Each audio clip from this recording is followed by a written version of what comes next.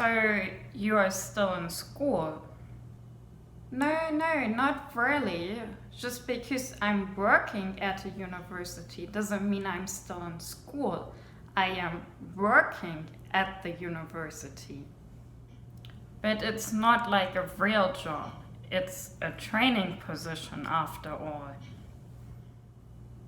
Yes, well, it is a training position, but I'm also supervising students and I am getting compensation for doing specific tasks. So, yes, it's very much a real job. So, at least you're earning a decent salary now, given how long it took you to get this degree, right? Well, it's good enough. Yeah, good enough. Welcome back, everyone. So these are reactions a lot of postdocs get when they are trying to explain to their family or friends what they are actually doing with their life and what their job entails. And a lot of PhD students also get some variation of these reactions. As a PhD student, it's obviously a little bit more complicated because at least in the US and the UK and also in Japan at the institute I got my PhD at, you are in graduate school, so yes, you are still considered a student and in many aspects you are still treated as a student. For example, when we would go to the cinema in Japan, I would still get a student discount. And in the US, a lot of PhD students still have access to student health services. However, on the other side, you are also expected to do specific research tasks and to hit specific deadlines. And at least in STEM, you are usually receiving some kind of compensation for that, be it in the form of a scholarship or some kind of university funding. So it is very much like a job where you perform specific tasks and then you get some compensation for it. And for example, in Germany, you are actually considered to be a full-time employee or part-time employee during your PhD. So usually you hold like a full-time or part-time research position at a university and you are then doing your PhD either within your position time or within the other half of the part-time position. So let's say you have a 50% part-time position and you're expected to work 20 hours a week, you would actually work 40 hours a week and you would do your PhD in the other 20 hours. So, yeah. Both being a postdoc and being a PhD student is very comparable to having a real job. And when you are a postdoc, it actually is a real job. You are a full-time researcher, you do research and you receive compensation in return, which is how a job works, right? So today I would like to talk about what it actually means to work in academia and where this misconception comes from that doing a postdoc or being a PhD student is not comparable to a real job or that it's not a real job. And I think the misconception specifically for postdocs comes from the huge amount of flexibility that you have in an academic environment. So it's definitely not a 9-to-5 job, and usually you have some flexibility to plan your own hours and you have some input into your project. So yeah, you have a lot of freedom that I feel like a lot of employees don't have. and you have a lot of agency over when you work and when you do specific things, and also in defining your project and defining what you're working on. And obviously that's not how most traditional 9-to-5 jobs work. And yeah, you have some flexibility in that, let's say you have a personal appointment at noon. You can usually plan around that, right? Because you're relatively free in when you do specific tasks. So you can usually start an hour earlier, leave at 11, go to your appointment, come back and continue your work at 2 p.m. So yeah, there is a huge amount of flexibility, and I think that often contributes to people feeling that a postdoc is not a real job and that people don't work as much as other people do in real jobs. However, the reality is very different. We have multiple sayings in academia that actually show how much postdocs actually work, and the same does apply to PhD students. And one of the sayings is, well, at least you can work the 100 hours of the week that you want to work, implying that most postdocs work well beyond normal hours. A lot of postdocs and also a lot of PhD students put in, from my experience, anything between 60 to 100 hours a week in terms of work time. It also implies the flexibility because, yeah, you can work these 100 hours whenever you want. You just have to put in the work at some point during the week to stay on top of your very long to-do list. The other saying is, it's quite funny. The other saying we have is, well, in academia, every day is a Saturday. Unfortunately, we do work Saturdays. And this hints to the reality that most postdocs and also most PhD students do work Saturdays and Sundays. So yes, while technically you can go to your noon appointment, you are also usually working 7 days a week, which, is fine with most people in the field. We all chose this job, but it is a reality. It is a very, very tough job. And yeah, it is at least a full-time job, if not more than a full-time job.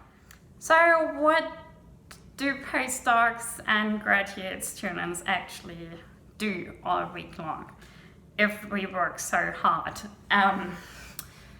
So I would say one of my main duties as someone who does experimental science, which means that I do run experiments, and I'm not I'm also developing theories, but I then run experiments to test these theories in addition. So as someone who is an experimentalist and runs experiments, one of my main duties is actually to run experiments. And with running experiments, there is another duty, which is to keep the lab from sinking into complete chaos. So when you run experiments, you usually do it in a lab space, and that lab space has to be kept clean and orderly, unless you want your lab to sink into chaos and never want to find anything ever again. So those are two of your main responsibilities as a researcher in a lab. And in addition to that, you're usually expected to stay on on top of the recent literature. So that means you're expected to read about other researchers' work and to figure out how that fits in with your own research, and figure out how all of that makes a coherent picture and contributes to the puzzle you are trying to solve with your research. On top of that, you are often designing new experiments or planning or scheduling new experiments. As a postdoc, on top of that, you sometimes manage people. That could be students or lab technicians, and you're making sure that they are scheduling their work and that they are staying on top of their tasks and that they are doing okay. And you are also doing a lot of writing. So on top of doing a lot of reading, you are also usually doing a lot of writing. So you are usually writing or working on at least one, if not multiple papers, because if you don't publish in academia and publish your work regularly and get a specific number of papers in a specific time frame, it's usually really, really hard to find a follow-up job after your first postdoc, at least if you want to stay in academia. You often write grants, so those are usually applications you send to funding agencies in order to receive money to continue your research. So they are really, really important to write. And so you will write a couple of grants every year. And then obviously, if you're a PhD student, you are also writing your PhD thesis or your proposal if you're in your early stages, but usually some kind of thesis related document. And then on top of that, as both a postdoc and a PhD student, you are usually expected to attend meetings and talks. So those could be lab meetings within your lab, it could be meetings with collaborators, it could be meetings with other lab members, it could be a meeting with your supervisor or your advisor if you're a postdoc. It could be departmental talks that are interesting to you or that are relevant for your work.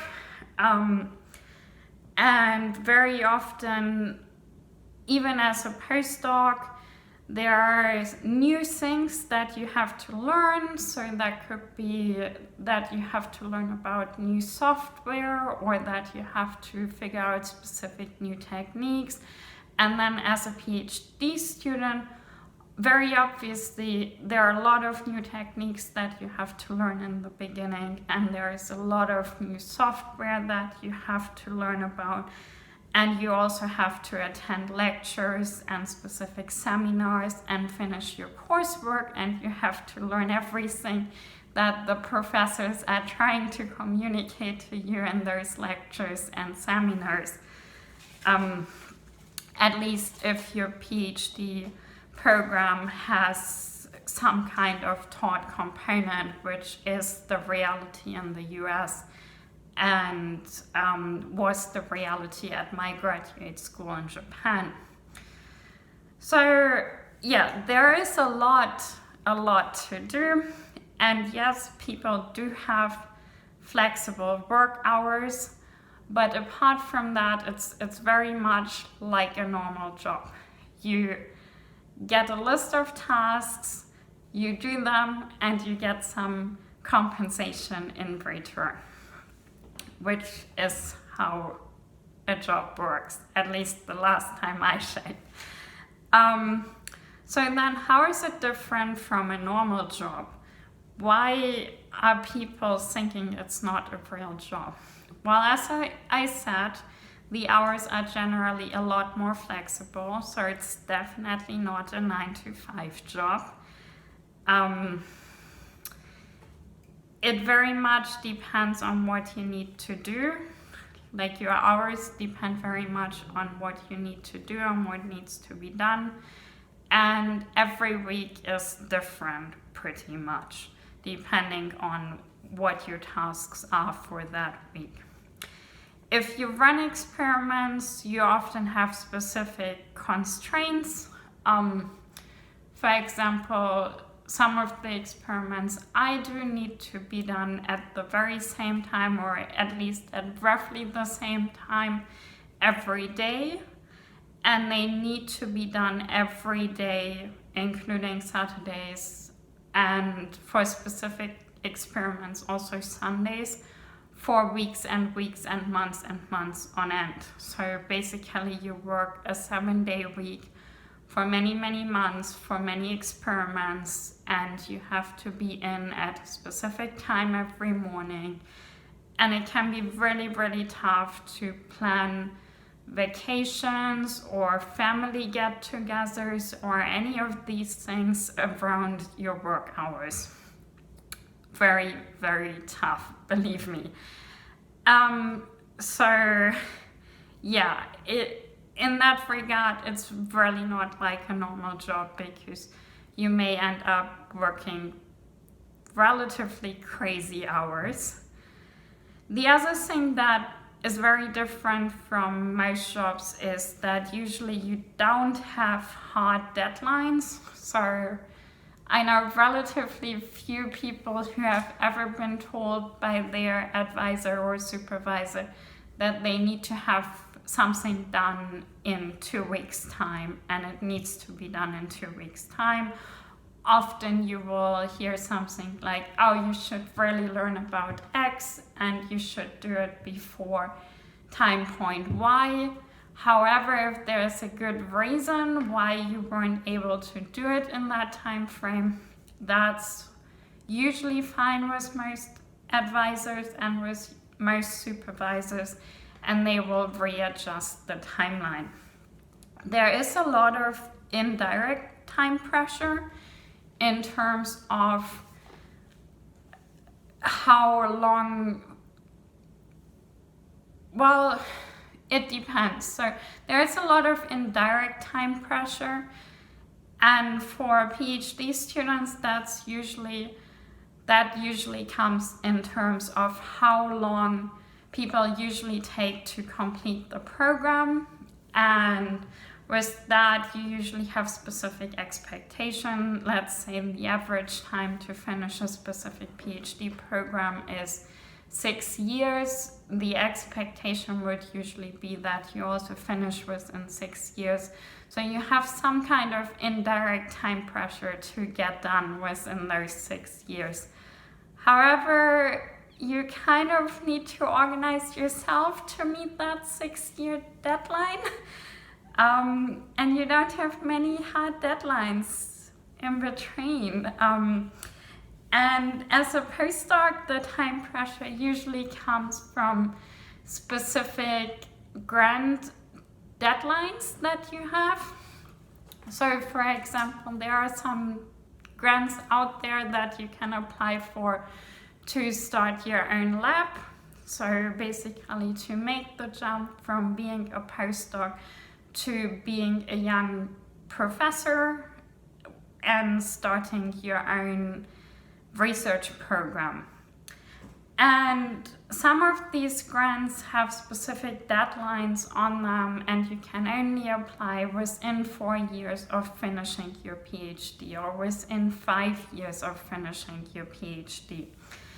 And that adds a lot of time pressure because you need to be competitive, which means you need to have published a specific amount of research, and it needs to be good research, and you get some indirect time pressure. The other thing that's distinctively different, besides not having hard deadlines, is that timelines for projects are usually different than in industry. most of the time, nothing has to be done today or tomorrow or by the end of tomorrow. Timelines are usually more on the scale of weeks or months. Something needs to be finished or should be finished at the end of next week, at the end of the month, and often the timelines are actually on the scale of years. So as I just implied for a PhD, the timeline is pretty much you need to be done within 5 years. You need to be done with your degree within 6 years, unless you have a good reason, and in that case maybe we can grant you an extension. So you need to be very, very organized, and you have to set yourself milestones and try to hit them as best as you can, and you have to map out your own tasks for every week and decide when to do them. And you also need to be very, very intrinsically motivated. No one will tell you you have to do X, Y, Z and put any large amount of pressure on you. That's just not going to happen. The motivation to do something and to finish it in research, in academia, it has to come from yourself. And that also touches another point, which is salary. So very often academic positions aren't very well compensated.